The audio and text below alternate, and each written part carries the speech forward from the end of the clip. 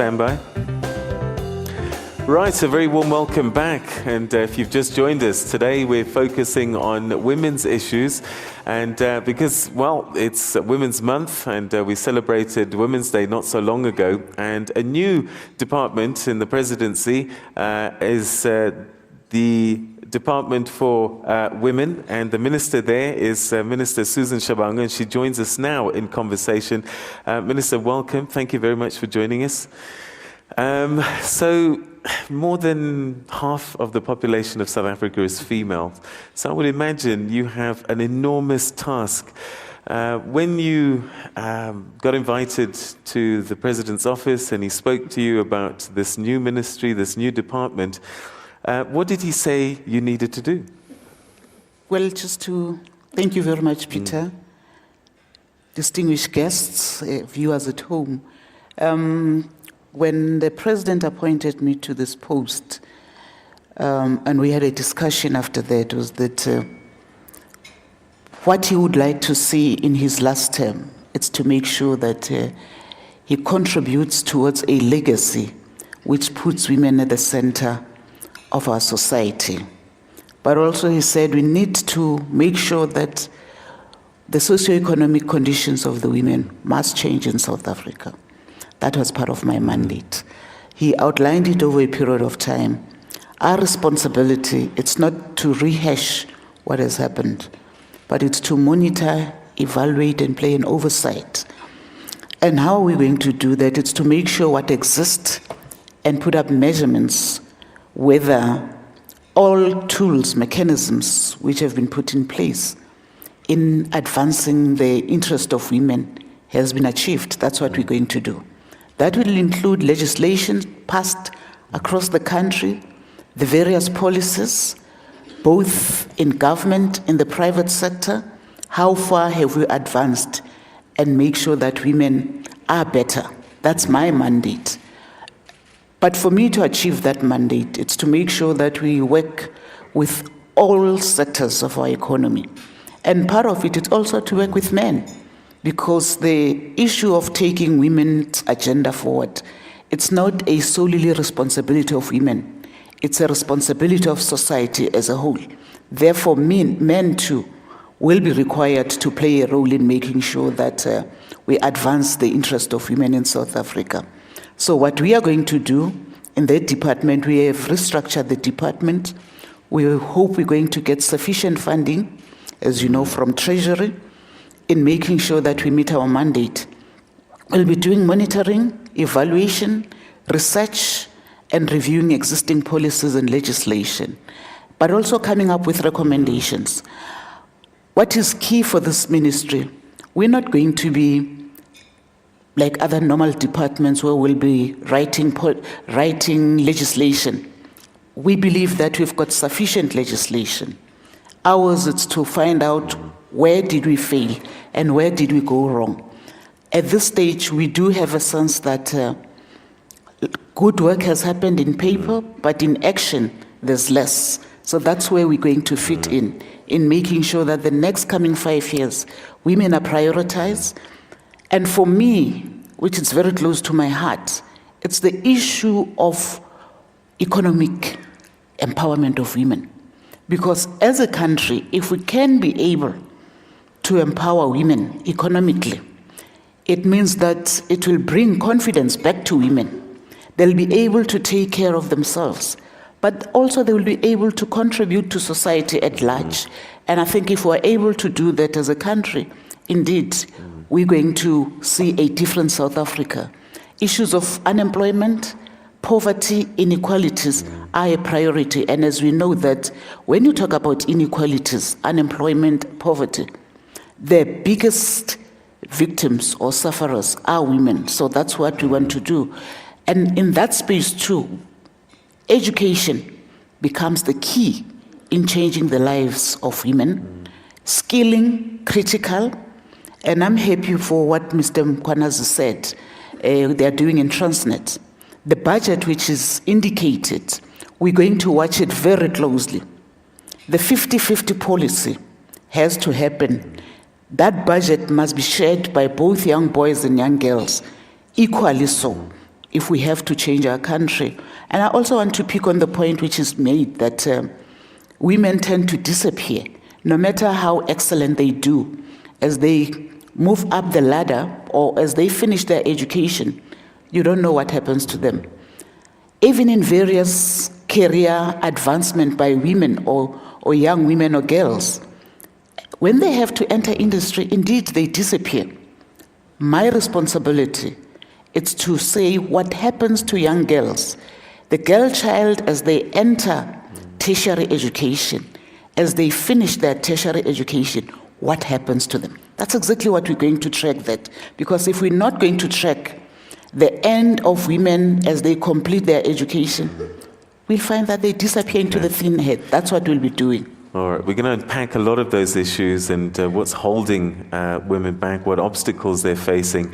But I guess just as a big thought, we also have to recognize that it's 60 years this year since the Women's Charter was adopted, 17th of April 1954, at the launch of the Federation of South African Women.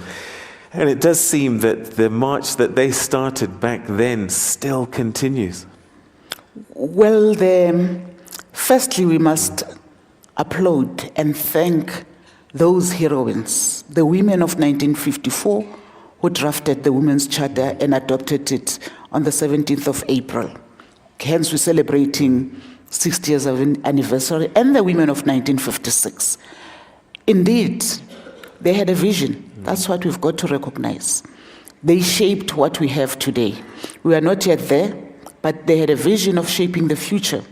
And just to say, it's interesting that it's women who drafted the Women's Charter in 1954, even before our Popular Freedom Charter. So it always so shows that women are always at the forefront of changing society.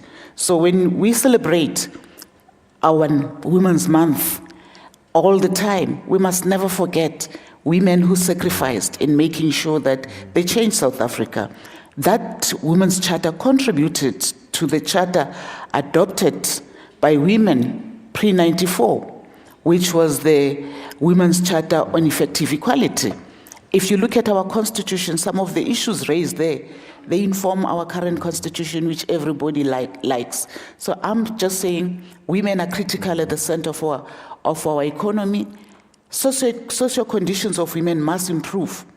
Issues of violence against women, which tend to be a deterrent in advancing the interest of women, we've got to work on those. We'll be working with social development.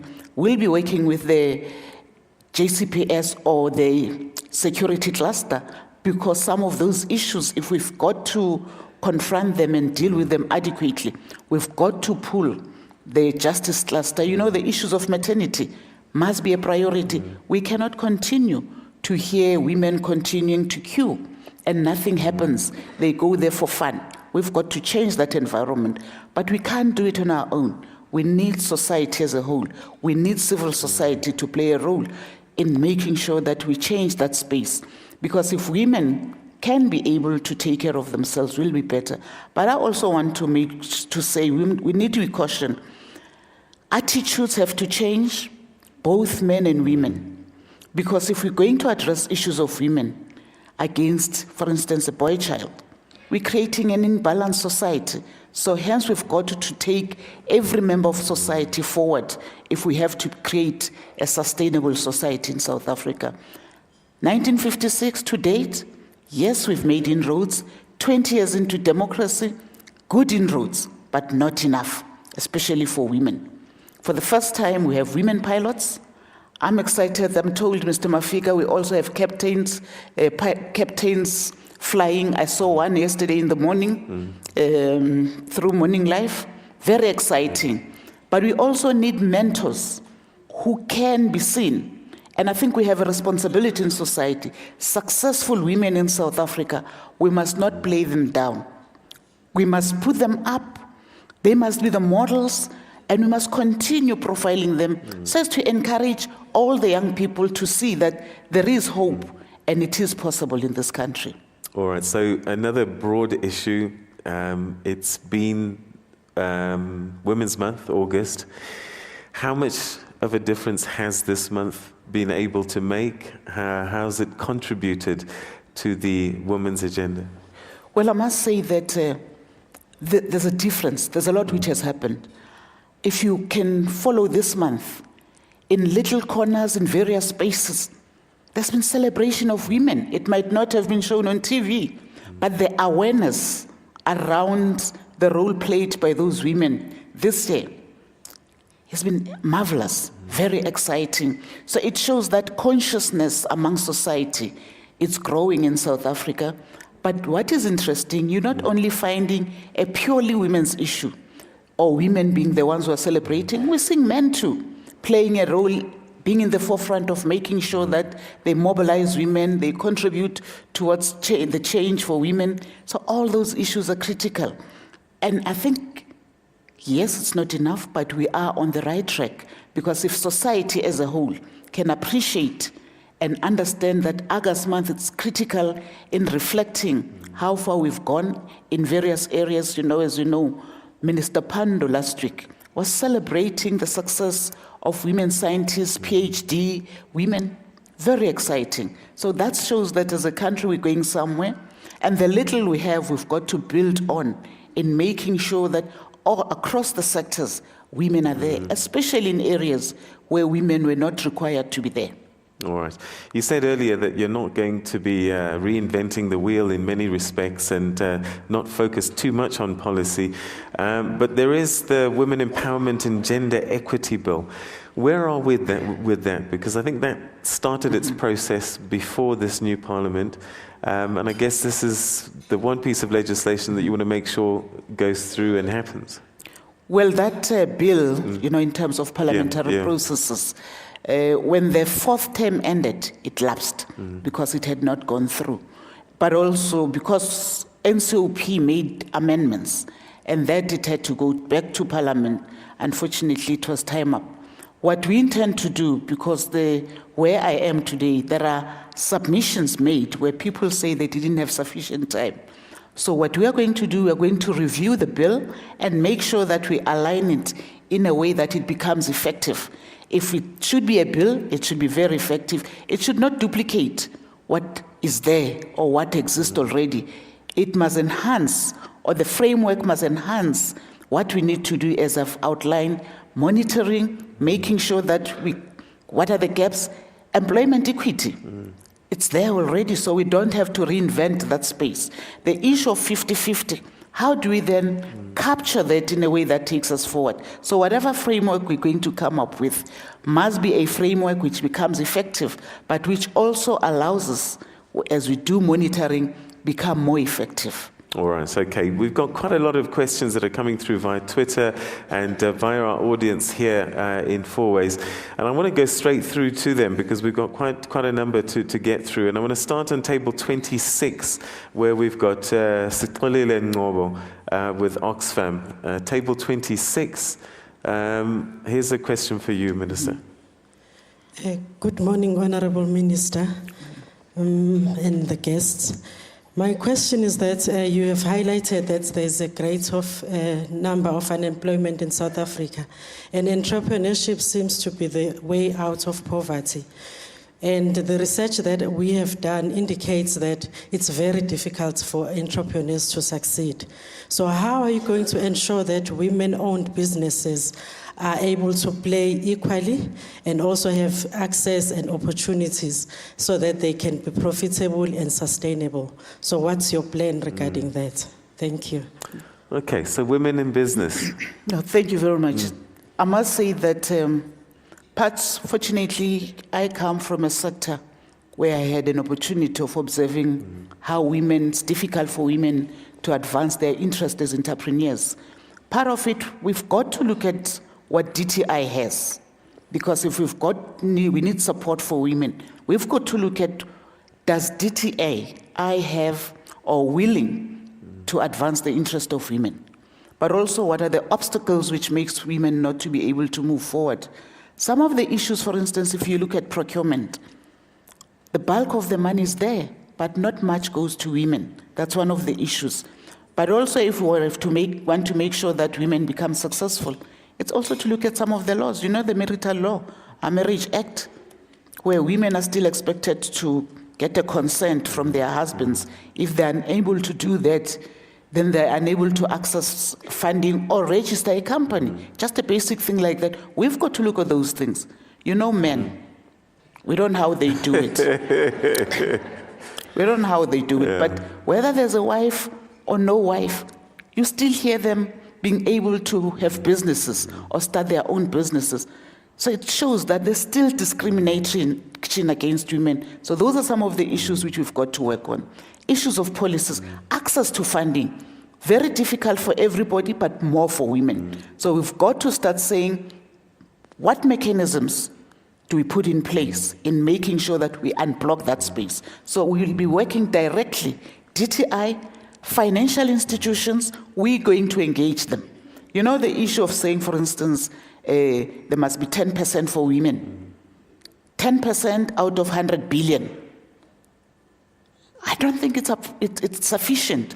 We must get more women having access to what is there. If women must access that 100 billion, 100%, let them have it because they are there. Okay. So our issue is about what are those obstacles. So that is why we're saying we're not going to reinvent the wheel. We're going to deal with the gaps, making it easier for women to access funding. Minister, this is a very spirited and noble thing that you want to do, but many will say, we've heard this before, and what's going to be different now? Why should we think that there's going to be these gaps filled? No. Some of these laws, they find a nice way of marginalizing women. So that is why we must go back. And it's all women who need to come together. And those who faces these challenges, they don't go to that place where they register company, come back and get frustrated and stay at home. We're going to create systems to know them. We're going to create systems to understand women who want to access funding. Why are they not able to do that? Those are the questions we must answer. Those are the issues we must address in making sure that when DTI says we've got grants for women or for the country, in making sure that it alleviate and help them in their business opportunity, in starting businesses. Why are women not being able to access those grants? I can tell stories about that. Hence I say maybe because I've had experience, interacted with some of those difficulties, that's what will make us better. But we must make sure that come 5 years later, women have more. Not on the basis of them having attachments. It's good to have an attachment, but it must not be an obstacle to your life as a woman. All right. We'll continue to unpack your questions at home as well as the audience here as we celebrate Women's Month, the month of August, and we're talking to the Minister for Women in the Presidency. All right, we're going to take a quick break, and when we come back, we'll continue discussing this very, very important subject. Stay with us for that.